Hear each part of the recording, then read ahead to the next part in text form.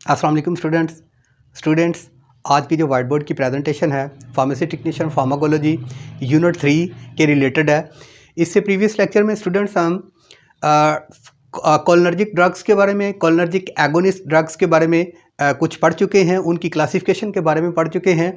और उस लेक्चर में ये बात बताई गई थी कि नेक्स्ट लेक्चर के अंदर हम कोलिनर्जिक रिसेप्टर्स के बारे में पढ़ेंगे। स्टूडेंट्स ये बात जहन में बिठा लें कि अगर आपको कोलिनर्जिक के रिसेप्टर्स का नहीं पता चलेगा कि कोलिनर्जिक के जो रिसेप्टर्स हैं उनकी फिजियोलॉजी क्या है, वो कैसे वर्क करते हैं, और जब कोलिनर्जिक ड्रग उन रिसेप्टर्स से बाइंड होती है तो क्या इफ़ेक्ट शो करते हैं वो रिसेप्टर्स जो हैं वो प्रेजेंट कहाँ पर हैं और उनका जो फार्माकोलॉजिकल एक्शन है वो क्या है, तब तक आपको कोलिनर्जिक ड्रग के बारे में जो आपका कॉन्सेप्ट है वो ज़्यादा क्लियर नहीं होगा।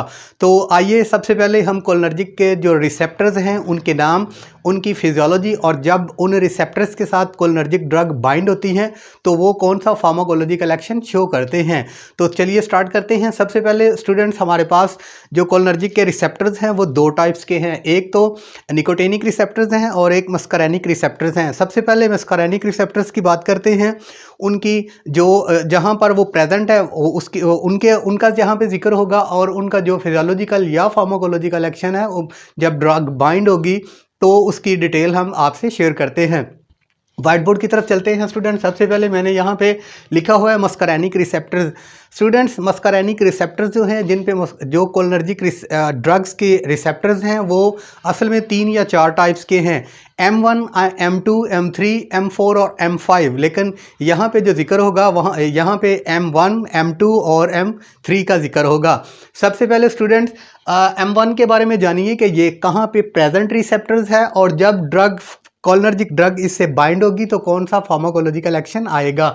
सबसे पहले स्टूडेंट्स M1 रिसेप्टर है कहाँ पे प्रेजेंट है, सिक्रेटरी ग्लैंड्स के ऊपर। सिक्रेटरी ग्लैंड्स कौन से हैं, ऐसे ग्लैंड्स जो कि सिक्रेशन को प्रोड्यूस करते हैं, सिक्रेटरी ग्लैंड्स कहलाते हैं। फॉर एग्जांपल आपके स्लाइवरी ग्लैंड्स, आपका स्लाइवा प्रोड्यूस करने वाला जो हमारे माउथ के अंदर प्रेजेंट है वो स्लाइवेशन पैदा करता है, स्लाइवा पैदा करता है। अगर इन रिसेप्टर के साथ, इस रिसेप्टर के साथ कोलिनर्जिक ड्रग बाइंड होती है तो जो एक्शन होगा वो स्लाइवेशन होगी, यानी स्लाइवा प्रोड्यूस होगा। उसके बाद स्टूडेंट्स ये लैक्रिमेशन ग्लैंड जो है, लैक्रिमिनल ग्लैंड्स जो है वो हमारे आइज़ में आइज़ के अंदर प्रेजेंट है, जो लैक्रिमेशन का काम करते हैं, यानी वो क्या करते हैं कि ये आंसू जो आता है, टीयर की फॉर्मेशन होती है, वो प्रोड्यूस करते हैं। इस ड्रग की अगर कोई कोलिनर्जिक ड्रग जो है M1 रिसेप्टर के साथ बाइंड होती है तो लैक्रिमेशन का प्रोसेस भी होगा। उसके बाद स्टोमिक यानी एसिड को प्रोड्यूस करना, स्टोमिक एसिड को प्रोड्यूस करना, ये जो है ये सिक्रेटरी ग्लैंड्स का काम है। और जब भी कोलिनर्जिक ड्रग M1 रिसेप्टर से बाइंड होगी तो ये एक्शन हमें देखने को मिलेगा। उसके बाद स्टूडेंट्स M2 रिसेप्टर्स जो है ये हार्ट के ऊपर प्रेजेंट है, और हार्ट के ऊपर प्रेजेंट है अगर कोई drug, cholinergic drug in receptors के साथ, M2 रिसेप्टर के साथ, मस्करैनिक M2 रिसेप्टर के साथ बाइंड होगी तो क्या फार्माकोलॉजिकल एक्शन मिलेगा।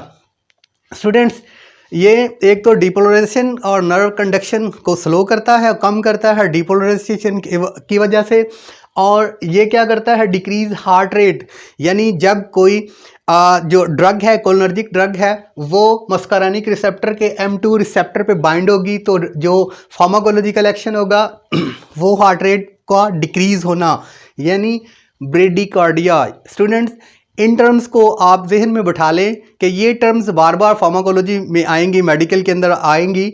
ब्रेडिकार्डिया कहते हैं कि जब आपका हार्ट रेट, जब आपका ब्लड प्रेशर जो है वो कम हो, और टेकिकार्डिया कहते हैं जब आपका ब्लड प्रेशर ज़्यादा हो। यानी ब्रेडिकार्डिया जब भी टर्म आप सुनेंगे तो इसका मतलब है कि ब्लड का जो प्रेशर है वो डाउन है। यानी ये क्या करता है, कोलिनर्जिक ड्रग क्या करती है, M2 रिसेप्टर पे बाइंड होके हार्ट की रेट को डिक्रीज करती हैं, ब्लड प्रेशर भी डिक्रीज हो जाता है, ब्रेडिकार्डिया की कंडीशन कॉज करती हैं।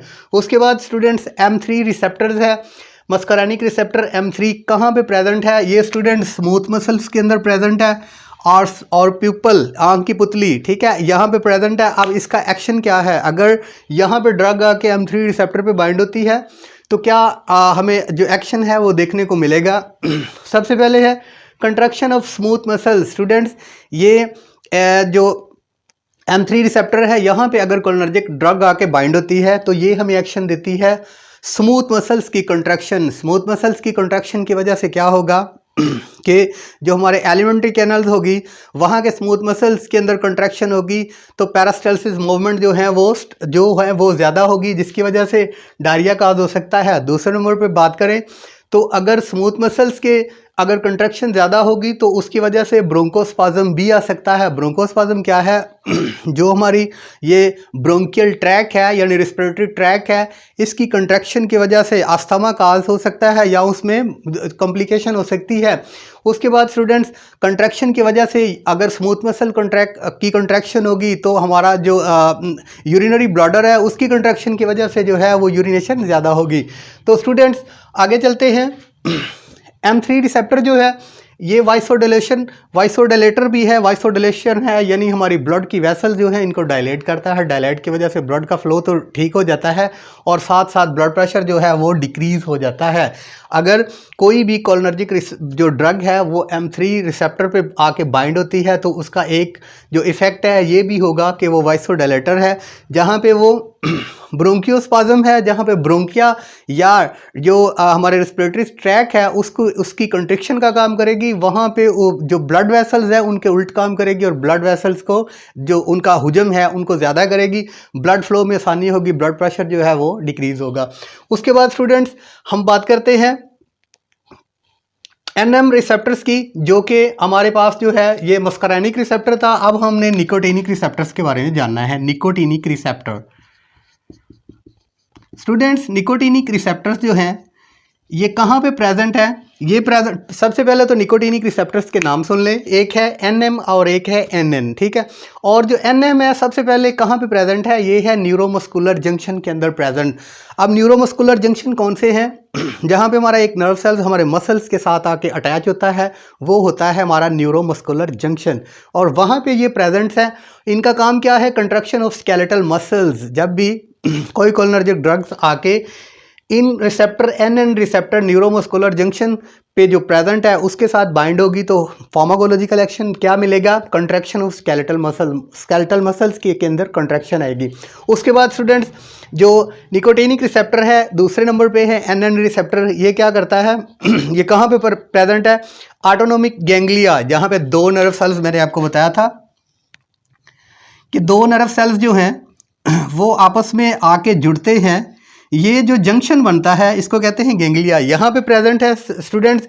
और ये एडर्नल मेडोला पे प्रेजेंट है। इनका काम क्या है? एपिनेफ्रिन सिक्रेशन, यानी ये एपिनेफ्रिन हार्मोन की प्रोडक्शंस। और उसके बाद स्टूडेंट्स इनका काम जो है वो control of autonomic nervous system, autonomic nervous system की एक्टिविटीज़ को कंट्रोल करता है। तो स्टूडेंट्स ये शॉर्ट सा इंट्रोडक्शन मैंने इसलिए आपको दिया कि नेक्स्ट टॉपिक के अंदर हम पढ़ेंगे कोलिनर्जिक ड्रग्स के बारे में। कोलिनर्जिक ड्रग्स में हम जानेंगे कि ये इनका फंक्शन जो है ये किस मस्करैनिक रिसेप्टर्स पे बाइंड होकर क्या इफेक्ट देती है और उसके बाद निकोटिनिक रिसेप्टर पे बाइंड होकर क्या इफेक्ट देती है। लेकिन आपको निकोटिनिक और जो हमारा मस्करैनिक रिसेप्टर्स है इसका ही नहीं पता होगा, इसकी फिजियोलॉजी का ही नहीं पता होगा, तो आपको जो कॉन्सेप्ट है वो सही तरीके से आपके जहन में बात नहीं बैठेगी। तो स्टूडेंट्स इनको इनका जो स्क्रीनशॉट है वो लेकर इनको याद कर लीजिएगा कि कौन से जो है वो निकोटिनिक रिसेप्टर्स हैं और कौन से जो है मस्करैनिक रिसेप्टर्स हैं, वो उनके नाम क्या हैं, और जब कोलिनर्जिक ड्रग तो उनसे बाइंड होगी तो वो क्या फिजियोलॉजिकल एक्शन या फार्माकोलॉजिकल एक्शन शो करेंगे। तब आपके लिए अगले टॉपिक जो हैं वो बहुत आसान होंगे। तो नेक्स्ट लेक्चर के लिए इंशाल्लाह दोबारा हाजिर होंगे।